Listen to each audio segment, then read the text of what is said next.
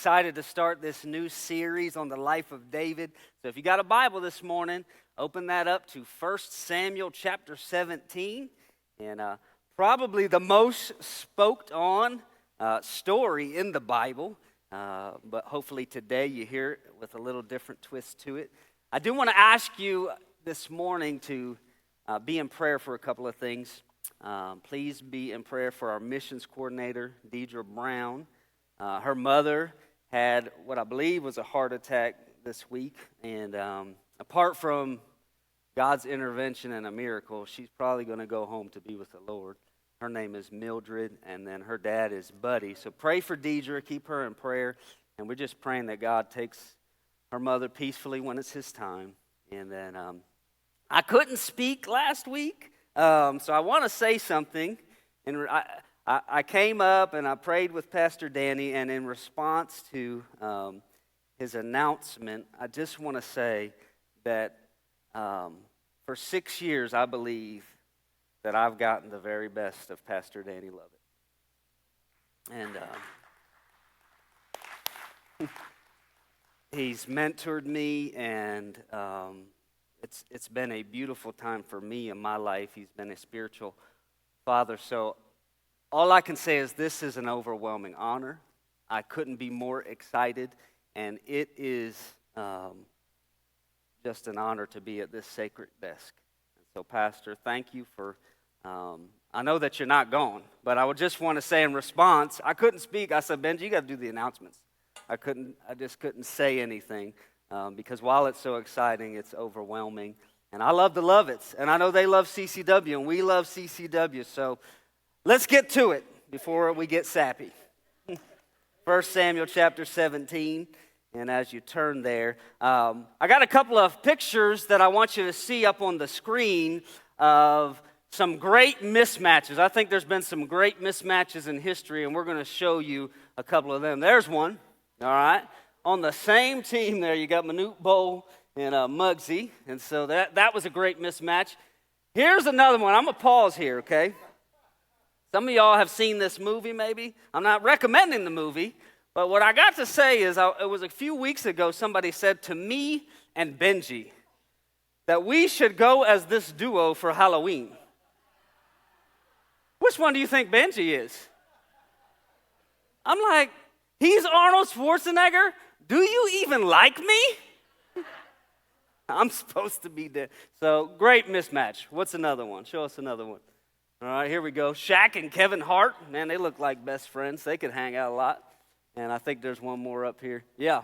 All right, so this takes me back to my childhood. I loved Hulk Hogan, so I just had to throw him in there with Rocky. But great mismatch, but probably the greatest mismatch of all time, I think, is in this scripture that we're going to look at today. David and Goliath. What a mismatch you see between these two. And point number one as we jump right in this morning is this: the fake champion. I'm going to read to you a couple of scriptures in chapter 17. Let's see how it starts. Now the Philistines gathered their armies together to battle, and they were gathered at Sokah, which belongs to Judah. They encamped between them. And Saul and the men of Israel were gathered together, and they encamped in the valley of Elah and drew up in battle array against the Philistines. The Philistines stood on a mountain on one side. Israel stood on a mountain on the other side with a valley between them. So I want you to understand something before we get into Goliath is this. The Philistines were not supposed to even be where they were. They weren't supposed to be in Canaan. That was Israelite land. God told Israel, take the land and drive out everybody else. But this is what we find out about the Philistines. They were scary people. The Philistines were people who were known for fighting and warfare. They were known for their metalwork and their armor, actually the best at the time in the known world. And they had some people with a genetically mutated pituitary issue. Y'all know what that means? Also known as gigantism, right? They had a pituitary issue, and in 1 Chronicles 20, you can look back and see that it was a family thing for Goliath. You can find out that he had some brothers, he has some nephews, and one of them, it says, had 6 fingers on each hand and 6 toes on each foot. Like, they were messed up. Scary, right? And this is where we see on the scene comes a fake champion. I want to read to you verse 3 and 4, or verse 4 says, "And a champion went out from the camp of the Philistines, named Goliath from Gath, whose height was 6 cubits and a span. He had a bronze helmet on his head, and he was armed with a coat of mail, and the weight of the coat was 5,000 shekels of bronze." Let me pray. Father, use the words of this message to penetrate our hearts, God. Whatever you want to say is what we want to hear today. So, God, I pray you would empty and clear me as a vessel, and, Lord, empty everyone here so that their hearts are not full of the next thing or the thing that happened last week, but what is right now for them. Lord, use this time for your glory in Jesus' name. Amen. And so it describes a couple of things about Goliath. Letter A this morning is this: Goliath was the epitome of a giant. Okay? If you didn't hear that in the scripture, when you break down these measurements, it's basically that Goliath was 9 feet 6 inches tall, weighing about 500 pounds of solid muscle mass. Right? This man's been being heavily recruited by every NBA team. Okay? Hailing right from Gath. Even Gath sounds scary, right? Like Goliath from Gath sounds like something that you hear and you go, oh, right? You remember the movie Lion King, Mufasa?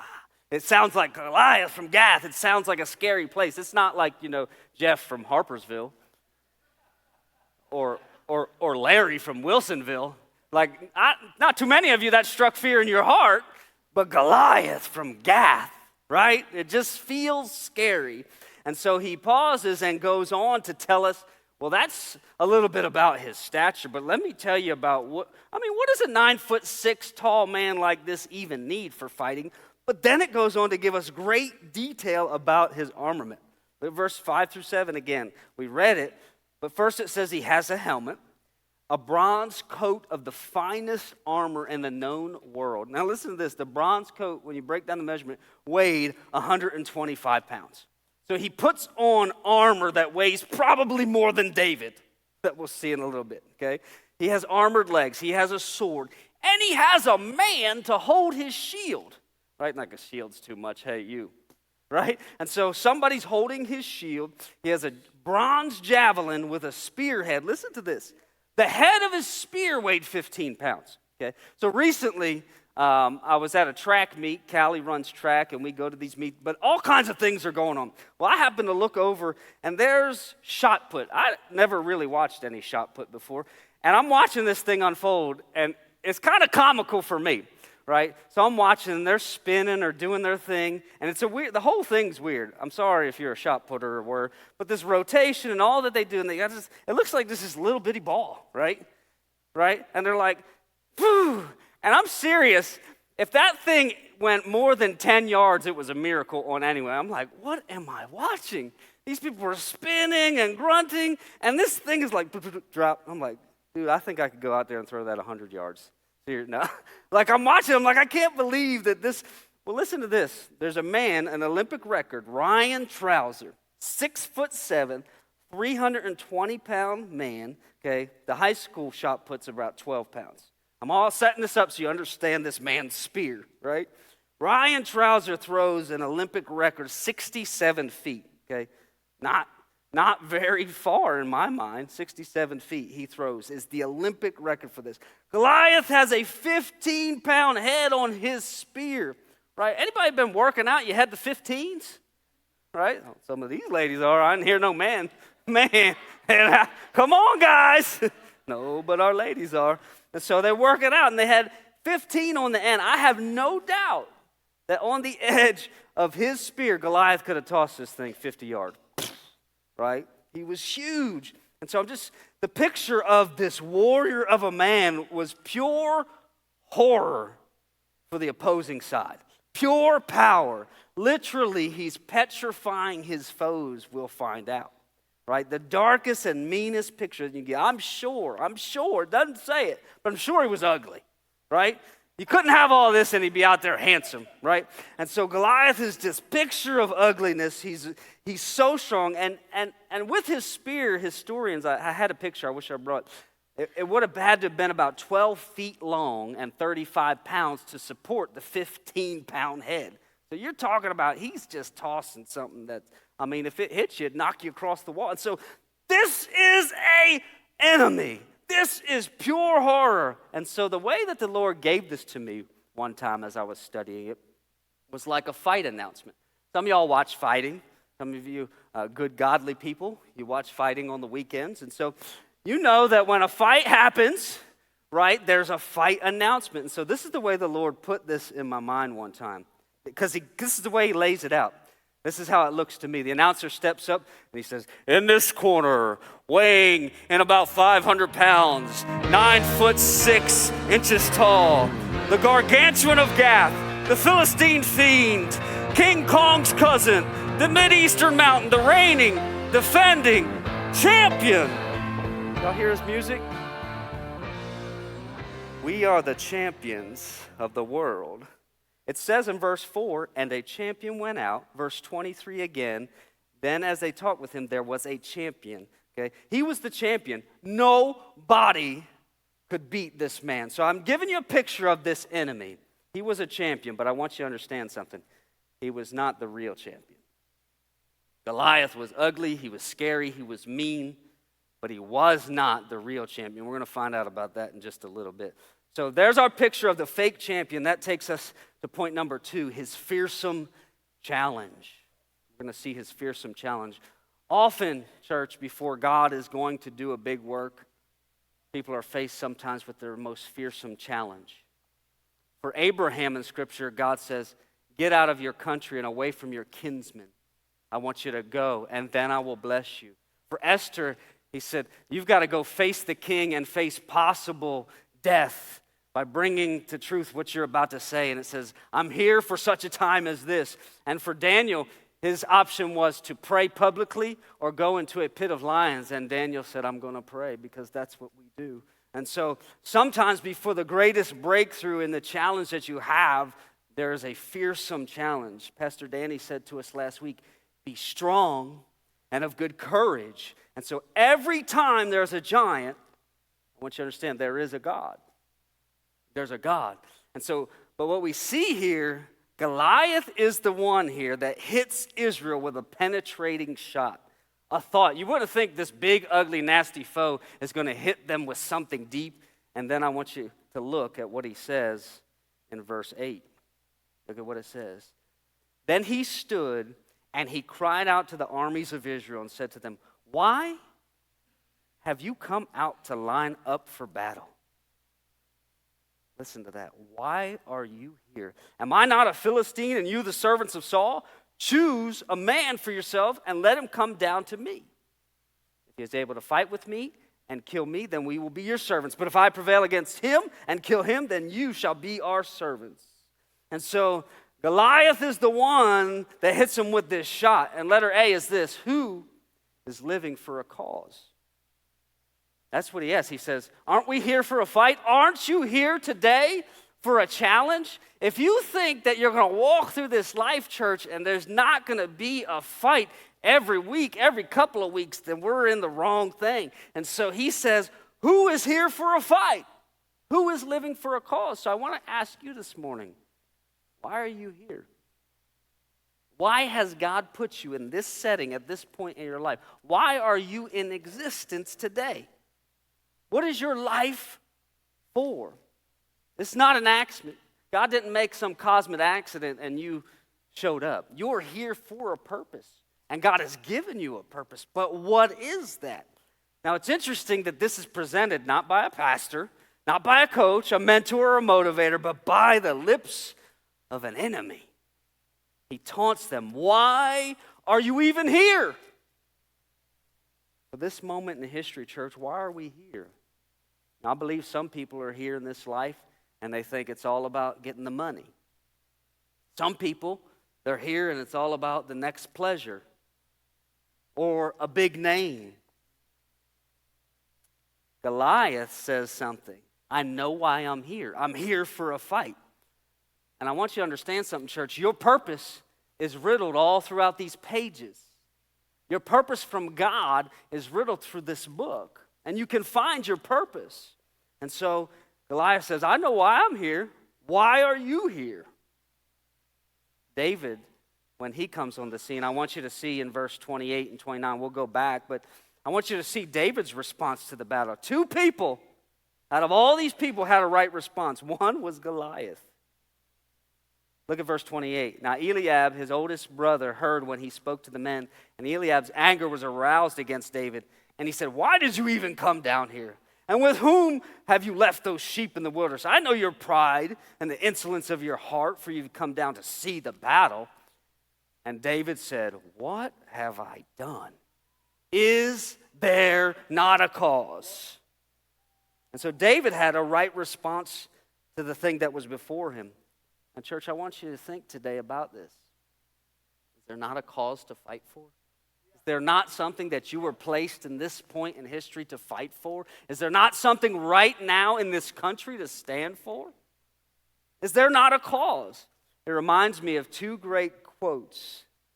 Listen to these quotes and I'll tell you who they came from.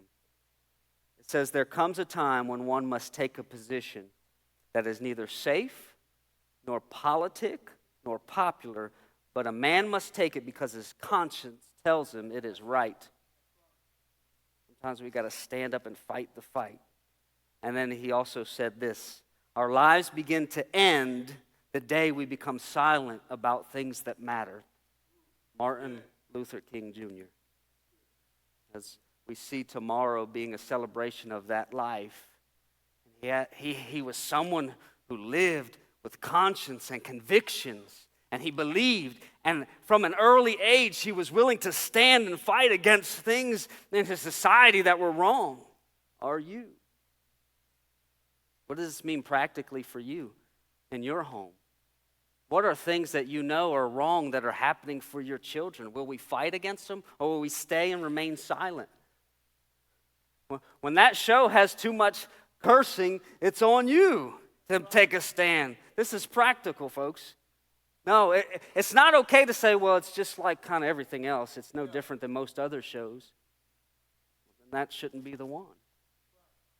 If that's happening at school and you don't like it, I remember my kids came home and there was a book that was filled with cursing. And I'm like, why are my kids reading? Why is this acceptable? Well, everybody else is reading this type of literature. No, they aren't. Not mine. Are we going to take a stand for what we believe is truth, or are we just going to say, well, society says that this is sort of okay, so if everyone else in culture is sort of accepting of it, then I'm going to be also. David said, who is living for a cause? Is there not a cause? His brother said, why are you even here trying to get a peek on things? What are you doing? He says, isn't there a cause? I'm so thankful for that example that Martin Luther King brought us of consciousness, of conviction. Letter B today is this, who is willing to contend? Look at verses 9 through 11. Who is willing? He said, who is living for a cause, but who is willing to contend? It says this, if he is able to fight with me and kill me, then we will be your servants. But if I prevail against him and kill him, then you shall be our servants. And the Philistine said, I defy the armies of Israel this day. Give me a man that we might fight together. When Saul and all Israel heard these words, listen to this, of the Philistines, they were dismayed and greatly afraid. The question is, who is willing to contend? And what it says about Israel is that they were struck with fear. They might have known what was right, but they were so afraid to face the challenge.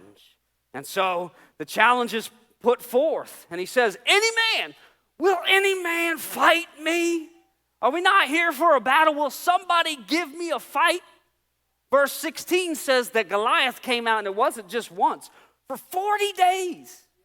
40 days he came out taunting them day and night. 80 times he presents this challenge. And thousands went like this. Right? Looked left, looked right. Nobody would contend.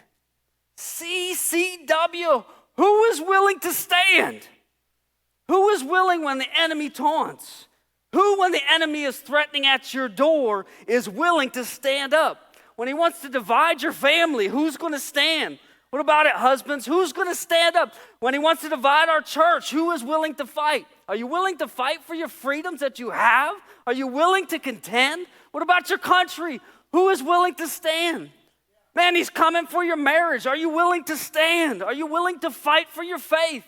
Look, I want you to look at the person next to you and say, you want to fight? Say, come on, let's go. We got to fight for our faith. He said, who will contend? I'll tell you this, we started the year this way.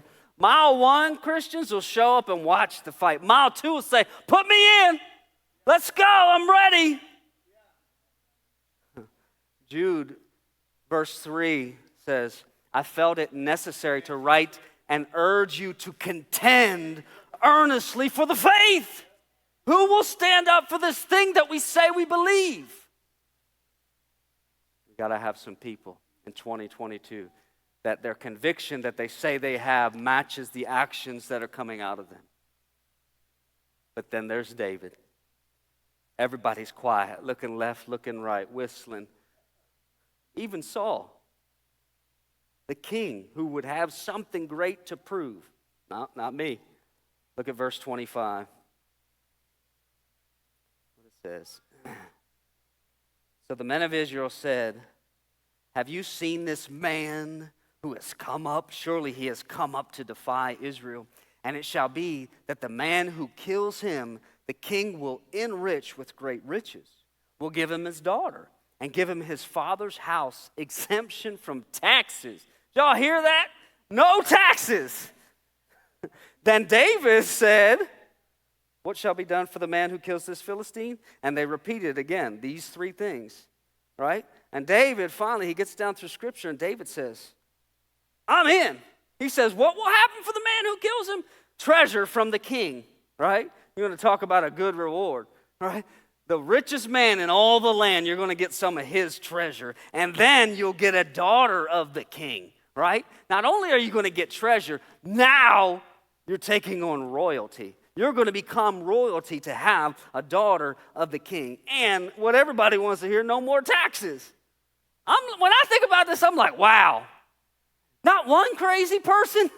There hadn't been one crazy Israelites for 80 challenges. Not one that said, man, that sounds good. I've been looking at the daughters of the king. No more tax. Not one crazy person.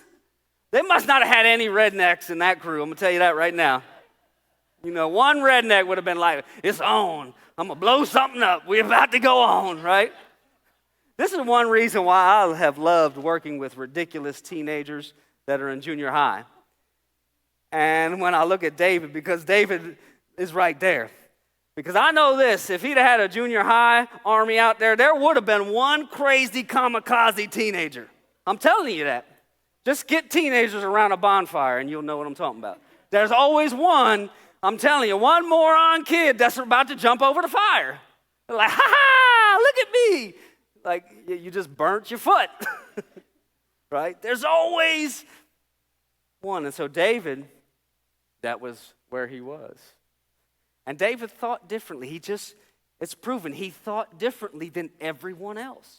Because nobody would take this challenge. But David thought in a way that showed he believed the things that he had heard about his God. He would later write about it in things like Psalms 35:1. It says, he said, contend for me, O Lord, for those who will strive against me. He believed if he got in the fight, that God was on his side. And so, man, I wish there was more of us sometimes, even though I joke about it with the drive of a kamikaze junior high boy. We just get in there and see what happens. And that's what David did. And so we'll see that. That takes us to letter number 3, which is this, the faithful challenger. David is the faithful challenger in this text. I like it when we watch some fighting and a guy goes for a while with an unbeaten streak. Y'all like that in some sports too, an unbeaten streak.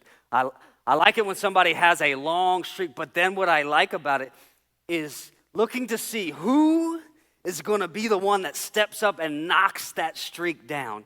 Who's going to be the one to rise to the occasion to beat someone that nobody else has been able to beat, right? Some of y'all got excited the other weekend. I'm not going to say nothing about it. Only a few of you. But a few of you probably got excited about a football game, right? There's some people going to be watching this week that'll get excited, right? And so there's something about that. And Goliath, look, it says he was the champion. Look, I'm sure nobody else at that point. He's the reigning, defending champion. Nobody could beat him. But then there was this faithful challenger. And when I look at the circumstances around us, church, who's going to be the faithful one to stand up to things in our society? Stand up for our children's sake. Stand up for things that are going on and face them for what they are, and not back off and say, well, it's just the way of culture. It's just where we are. It's just okay. It's not. Let me tell you about this faithful challenger. Letter A is this. David had insignificant characteristics. I want you to look at verse 17 and 18. Let's find out about David. It says in verse 17, Jesse said to his son David, now take for your brothers an ephah of this dry grain and these 10 loaves, and run to your brothers at the camp and carry 10 cheeses to the captain of the thousands, and see how your brothers fare, and bring back news. So this is how David shows up on the scene. Listen, I want you to understand, it was not about appearance that would beat Goliath. Jesse tells David, go take your brothers some grilled cheese sandwiches, right? If you didn't see it, it's right in there. That's what it says. Go take them some cheese and bring me back some news. I want you to understand, even Jesse, I don't believe that David could take this fight.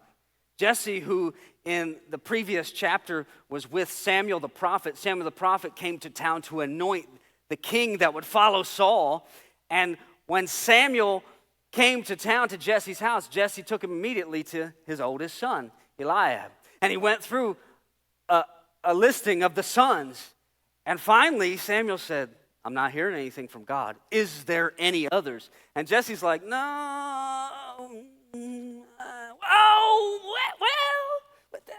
There's the little shepherd boy. I mean, it's probably a waste of time. He's out, in the pasture, tending to the sheep, a meaningless job. And Samuel goes, well, bring him in.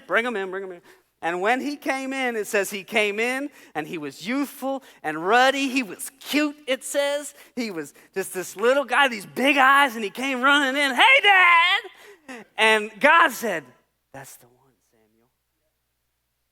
And before his big brothers and before his dad, Samuel anoints him. This is going to be the king, to everyone's shock.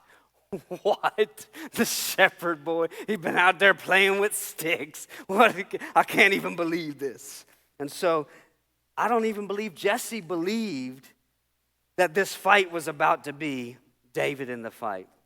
And so then let me tell you about appearances. Look for a second at verse 42 and 43. We'll go back to it, but I want you to see what Goliath thought when David showed up. And when the Philistine looked about and saw David, he disdained him, for he was just a youth, ruddy and good-looking. And the Philistines said to David, am I a dog that you would send this stick out to me? Right? Goliath is like, he hates it. He hates it. He feels it's a mockery of the warrior that he was. He says, how dare you insult me with this joke? You mean to bring me bird feed out here? You mean to bring me sticks? I mean, Goliath didn't believe in the appearance of the one who came to fight him. Obviously, Eliab, his brother, his older brother, doesn't believe David is the right challenger. As we looked at verse 28. And this is what I want you to understand. Sometimes, church, the big challenge for the fight is this. There's some borderland bullies. There's some people that might be real close to you, and Eliab represents the spirit of cynicism. Y'all hear me? Is that you today? Every time somebody offers a grand vision of how something can happen or how we can do something differently to reach our culture or reach people, do you scoff at the vision? Man, there's people like that everywhere. There's scoffers for every vision. We're not going to do something different. We got to do what we've always done to get what we always have got. Surely David can't take this fight. It has to be a warrior. Just a shepherd boy. Look at him, he's cute. He doesn't belong out here. He ought to be going and playing in the woods. You know why? Some people can't handle a vision that's too big. It's too different because they like their thing their way. And it messes with them to look at big faith. There isn't enough proof. There isn't enough science to prove this. This is not logical. When has your existence ever been logical? Your next breath that you can't control. When has it been about logic? You better get God out of your logic. Because Ephesians 3:20 told me, now to him that is able to do exceedingly abundantly above all I ask or can imagine. That's the God that we serve, and you're going to see about it in a second. So, Eliab doesn't believe it. You know what? King Saul doesn't believe it either. Look at verse 33. And Saul said to David, you are not able to go against this Philistine to fight with him. You're a youth, and he is a man. Right? I mean, the most highest seat in their nation has looked him in the eye. Father, brother, king, enemy. You are not the one for this fight. Man, I'm so thankful that David didn't listen to all of the mutter that was going on around his ears. And he followed a vision that was for him anyway. And I want you to know something, church. There's some giftedness that you have, and you got some old voices. Maybe from a childhood, you're not going to be anything. You're never going to amount to something great. Oh, you can't do that. You won't overcome this. This has always been in the family. You're nothing but an addict. You're nothing but an alcoholic. You're nothing. You can't be a better parent. You can't. And I want you to hear this. That ain't you. God dictates what you're going to be. You don't have to listen to that. You don't have to listen to that. And so he's got all this cynicism all around him. It wasn't about appearance, though, not for God. You know what else it wasn't about? It wasn't about weapons. Look down at verse 37. David says the Lord, so what happens before this, Saul tries to give David his armament. Now, I don't want to get too much into next week because we're going to be talking about fight comparison. And Saul had a comparison issue that pops up. But Saul was said to be head and shoulders above everyone else in the land. If anybody should have been in this fight, it was big, tall Saul. But you know what? Saul cowered. And Saul said, well, if you say you could do it, David, and he starts trying to give him his armor, right? He starts trying to put on David his armor. It's a scene like your children when they're little trying to put on your clothes. And David's like, I don't, and he's like, I can't even walk. And he says, these things are not tested. That's important, what he said there. These things have not been tested. Man, I don't know if David meant to insult Saul at that moment, but he said, these have not been tested. By the way, church, listen to me. You can't use somebody else's stuff to fight your giant. You got to fight with the weapons you've been given. You can't live off of grandma's Christianity to fight your battle.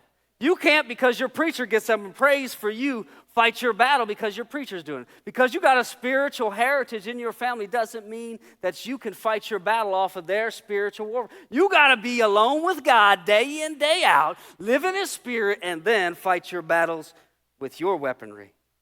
And so David has equipped one weapon. It wasn't Saul's weapons. It wasn't nobody else's weapons. David goes. You see it in verse 48 through 51, but he used one weapon, that sling. That was his weapon. And it says that he picked up 5 stones because Goliath was there, and Goliath had 4 big, ugly brothers, and he was about to take out the whole team. The whole basketball team was going down. They weren't going to win that anymore either. So there we see the weaponry. But it wasn't words either. I want you to look at verse 44 through 46.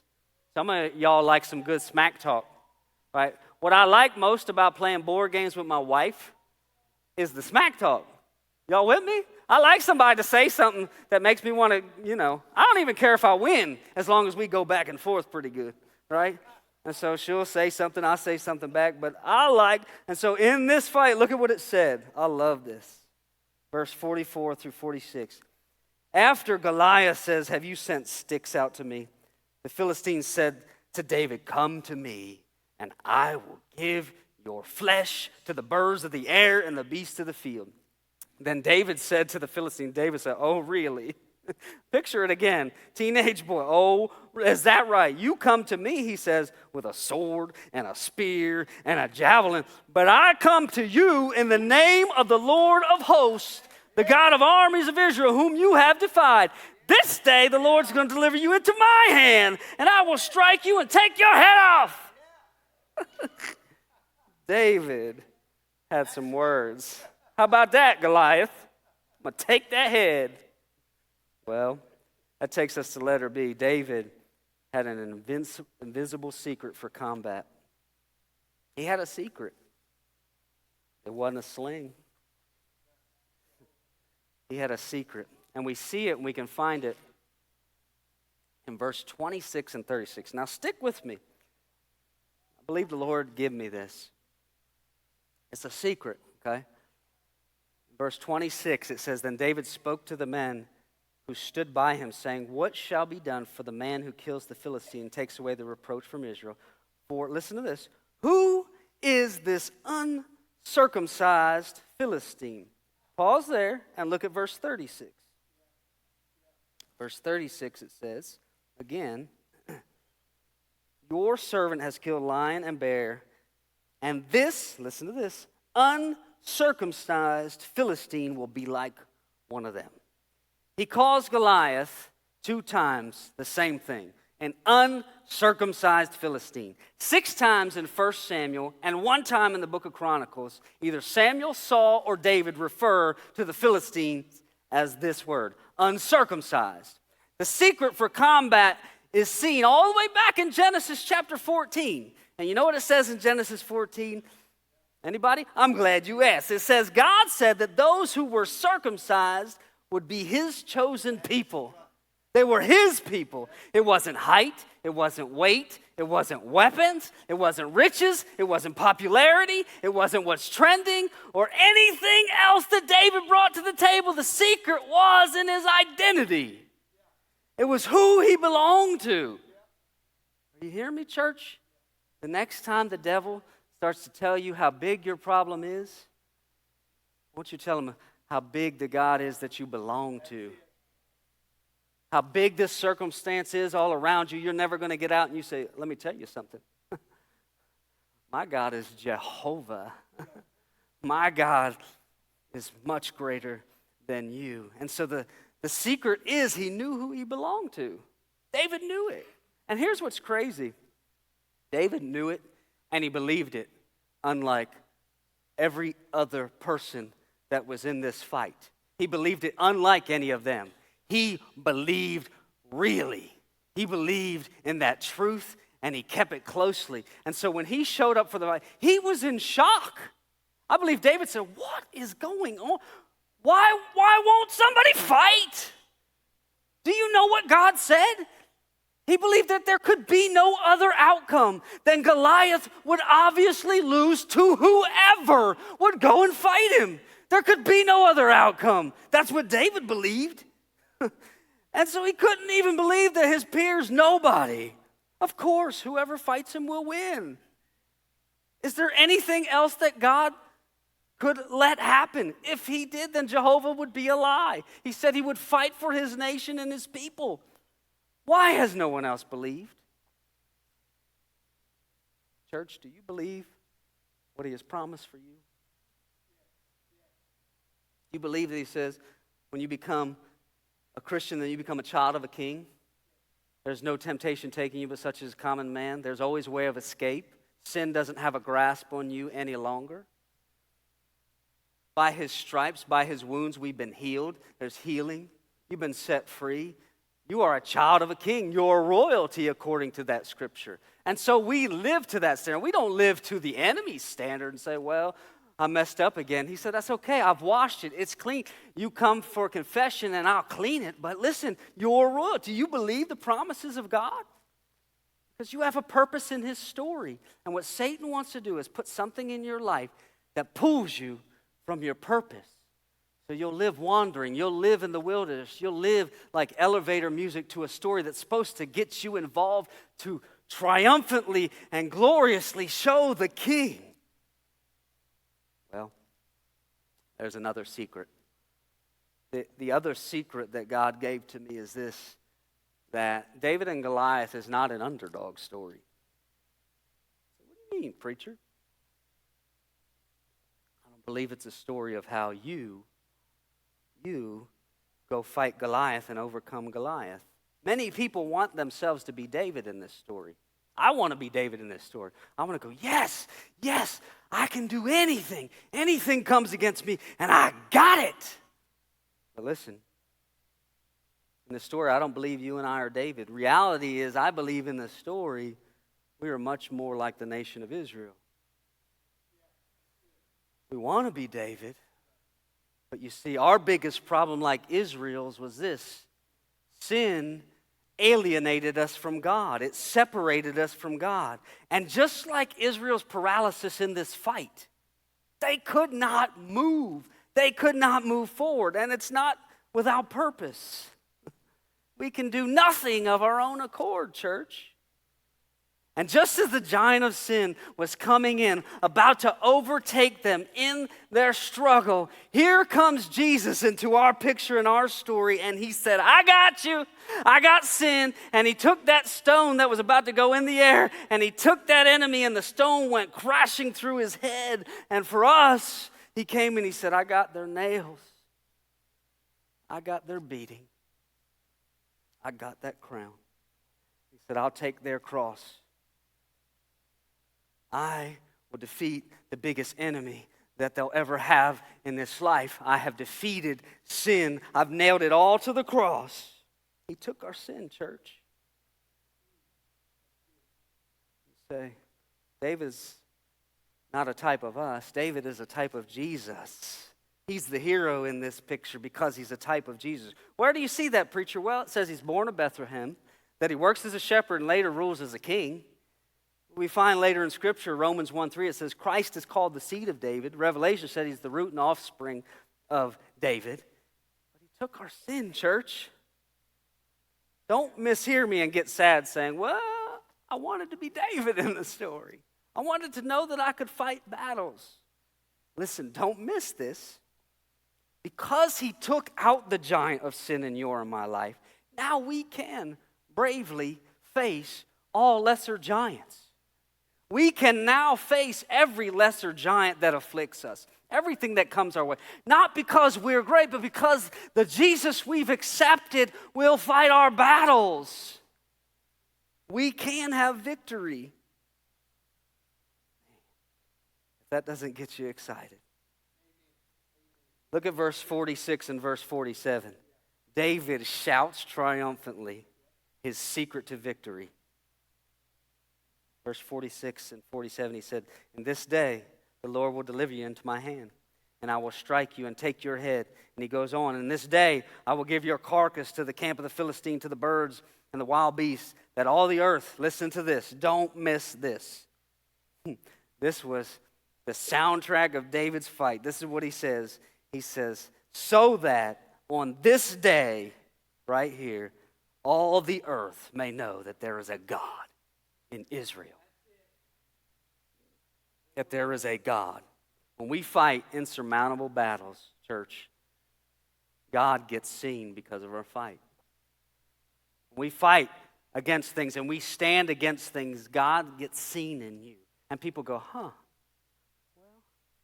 I didn't know that they were such a holy roller. I didn't know they were like that.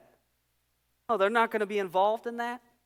I wonder why. And God gets seen in you. And when somebody's world comes crashing down and there's a CCW church member there to be a friend, when the rest of the world says, I'm too busy for that, they go, They're going to fight this battle with me?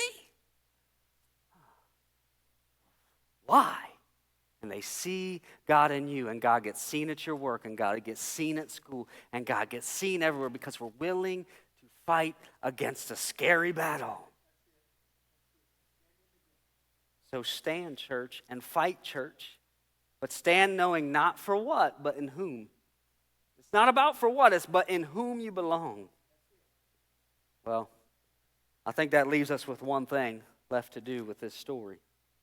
And so as the announcer got up and declared Goliath was on the scene, I believe the announcer got back up and he says, and in the blue corner, weighing in at about 125 pounds, here is the cheese carrier, the shepherd boy. Here he is, Jesse's son. Over here came Goliath. Fee, fi, fo, fum, I'm big and I'm dumb. And David said, I'm coming. And he slung a stone, and he said, I will rock you.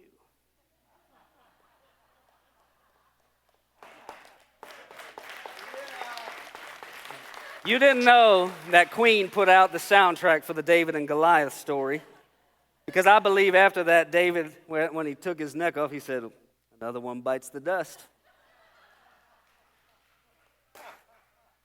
But a Jesus-wrapped stone went in the air, and it wasn't. I don't even believe it was David's swing.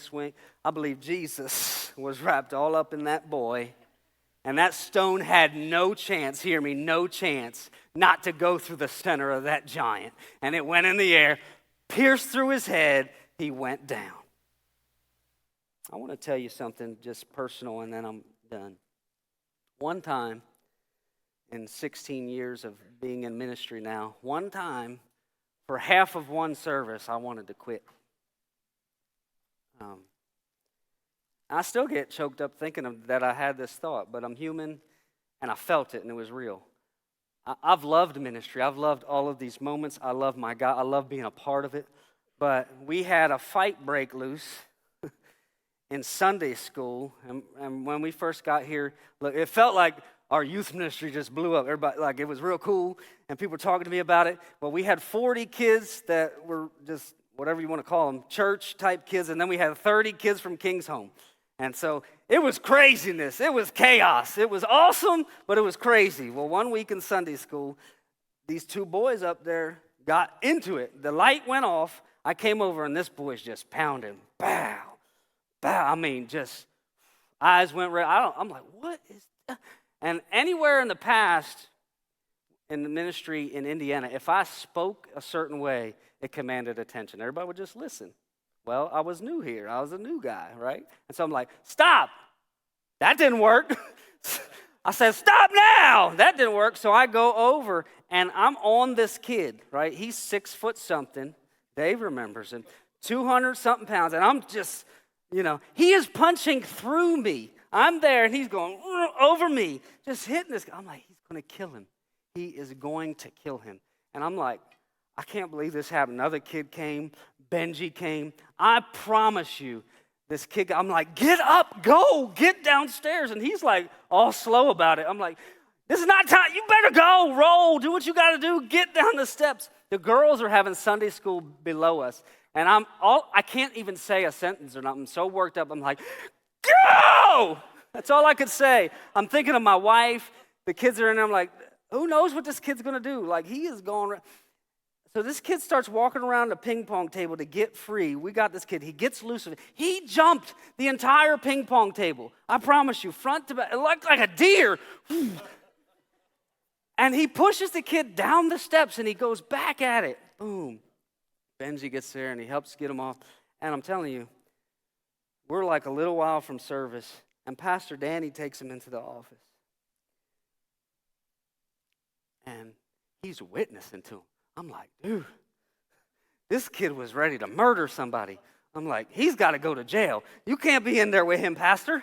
You got to stop this right now. And Pastor Danny's talking to him. I'm like, I sat through service, and for a minute I was mad about that. I'm like, he was ready to kill someone. He needs jail is what he needs. He can't have Jesus right now. He needs a little bit of punishment first. I'm a mess about it inside. I'm like, God, did you call me to Alabama for this? Like, what are you doing? I'm not teaching kids how to be more spiritual. Like, this is behavior management. I'm like, what is this? And for half of a service, I sat there sorry for myself, upset. I was really upset that I couldn't get past that I didn't want better for this kid. I was mad at myself about this, but I couldn't get past it. I saw his eyes, and I'm like, I want better, but I don't. And for half of a service, I sat there, and I thought about that fight. And by the end of the service, God had me in such tears that the fight is real. The fight before us is real. And all of this church has some different sense of fight all the time. And what am I called to? To help people see the God of their fight. Pastor Danny was in there trying to win them he was doing it. And what I was struggling with was this is a battle. And yes, he definitely needed Jesus. And he got saved. Church, I want you to hear something. He is so good, and he'll fight your battles. I know that life has sent all of you real struggles, and Goliath is taunting you, and he wants you to give up, and he wants you to feel like you're nothing, and he wants you to just throw your hands up and quit. What Goliath would have liked was another 40 days so he could mock them. He said, ain't doing nothing. All they got to do is see the enemy, and they run. All they got to do is feel the stress, and they say, I'm not in it. And Jesus says this, church. He says, child, you just give it to me. I don't know what you got right now, but I believe in a church this size, there's people battling right now. He's saying, won't you just give it to me? Hey, listen, let me be your rock. Because if you'll let me be your rock, that enemy's going to fall. The battle's not yours anyway. You're my child, so that means any battle you got's my battle. And I'm right here, but you got to give me the battle.